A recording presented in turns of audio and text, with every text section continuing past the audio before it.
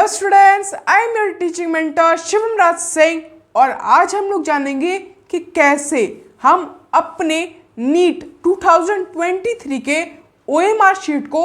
ऐसे फिल करेंगे कि हमें फुल मार्क्स मिलेंगे अपने नीट एग्जामिनेशन के अंदर। सो स्टूडेंट्स, जब भी हम कोई एग्ज़ाम दे रहे होते हैं तब हमें सबसे बुरा तब लगता है जब हमें क्वेश्चन नहीं आ रहा होता है, बट हमें उससे ज़्यादा बुरा तब लगता है जब हमें उस क्वेश्चन का आंसर तो पता रहता है बट हमारे कुछ सिली मिस्टेक्स के कारण हम उस क्वेश्चंस को गलत बबलिंग कर देते हैं या फिर हम उस क्वेश्चंस को गलत मार्क कर देते हैं, जिसके वजह से वो क्वेश्चन आने के बावजूद हमारा वो क्वेश्चन रॉन्ग हो जाता है। सो इस लेक्चर के अंदर हम लोग यही जानेंगे कि कैसे हम अपने नीट 2023 के ओएमआर शीट को ऐसे फिल करें जिससे हमारा कोई भी मिस्टेक ना हो एंड हमें नीट के अंदर बहुत ही अच्छे मार्क्स मिले। सो स्टूडेंट्स, मैं इस लेक्चर के अंदर आपको ये इंस्ट्रक्ट तो कर दूंगा कि आपको कैसे अपने ओएमआर शीट को फिल करना है, बट इन सारी चीज़ की प्रैक्टिस एंड इन सारी चीज़ को अच्छे से फॉलो करने का काम आपका है। इसलिए मैं जो इंस्ट्रक्शंस इस वीडियो के अंदर दूंगा उसे आप एक कॉपी के अंदर नोट कर लीजिए एंड उसे लगातार प्रैक्टिस करिए एंड उसे अपने एग्जाम में टोटली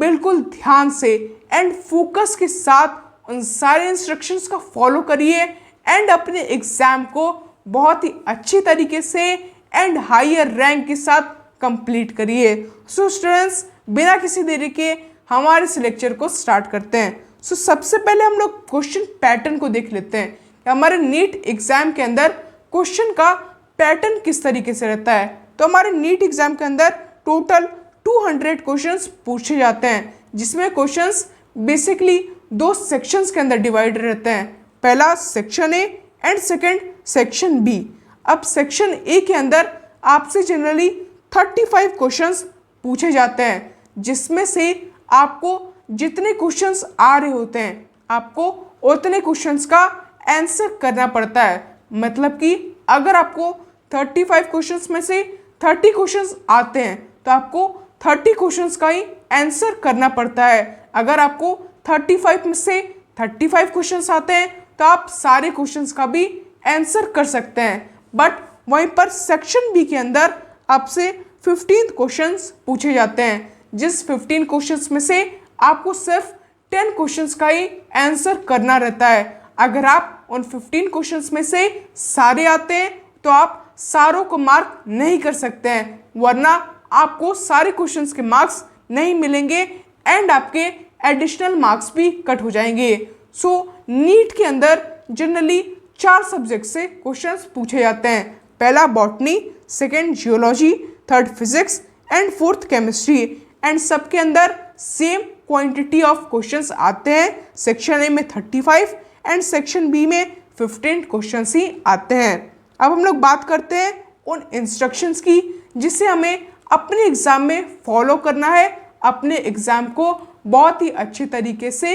कंप्लीट करने के लिए। सो सबसे पहले जब भी हम एग्ज़ाम हॉल में जाएं एंड जैसे ही हमें हमारा क्वेश्चन पेपर मिले तो हमें सबसे पहले इजी सब्जेक्ट्स के साथ स्टार्ट करना है। वो सब्जेक्ट जो हमें बहुत अच्छे तरीके से आते हैं, हमें सबसे पहले उन्हीं सब्जेक्ट्स पर ध्यान देना है एंड जो सब्जेक्ट्स को हम बिल्कुल कॉन्फिडेंटली फुलफिल कर सकते हैं, सबसे पहले हमें उन सब्जेक्ट्स के क्वेश्चंस के साथ डील करनी है। जैसे कि अगर मुझे बॉटनी बहुत अच्छे तरीके से आती है तो मैं सबसे पहले बॉटनी के क्वेश्चंस के साथ डील करूँगा। मैं जब एक बार बॉटनी कंप्लीट कर लिया तो उसके बाद बाकी किसी भी सब्जेक्ट के ऊपर ध्यान दूंगा, लेकिन सबसे पहले आपको मेनली उस चैप्टर्स एंड उस क्वेश्चंस के ऊपर फोकस करना है जो आपको बिल्कुल अच्छे तरीके से आते हैं एंड जिनमें आप कॉन्फिडेंट हैं। सेकंड्स,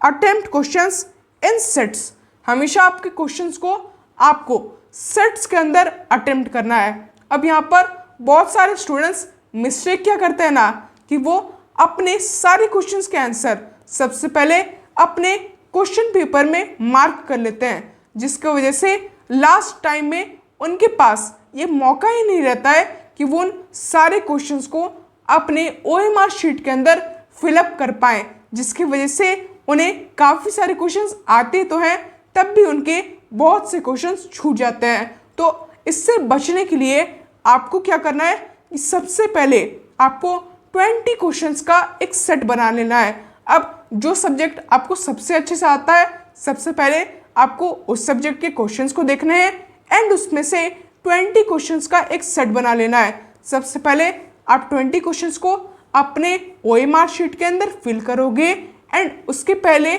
आपको उन 20 क्वेश्चंस को अपने क्वेश्चन पेपर के अंदर मार्क कर देना है। एंड जब आप उसे OMR पेपर के अंदर फिल करने जाओगे तो आपको 2 से 3 बार ये श्योर हो जाना है कि उस क्वेश्चन का आंसर वही है या फिर नहीं, इन अ डॉट। अब आप जब भी उस क्वेश्चन को बबलिंग करने जा रहे हो उसके पहले आपको सारे क्वेश्चंस में एक डॉट को पुट कर देना है। एंड जब आप उन सारी सेट्स के अंदर जो भी क्वेश्चंस हैं उनमें अच्छे से डॉट को पुट कर दोगे, तब आपको फिर से क्वेश्चन पेपर में जाना है एंड फिर से सारे क्वेश्चंस को एक बार मैच कर लेना है एंड धीरे धीरे बिल्कुल आराम से आपको अपने स्मॉल पेपर्स में, अपने OMR पेपर में उसे अच्छे तरीके से फिल करना है एंड अच्छे तरीके से बबलिंग करनी है।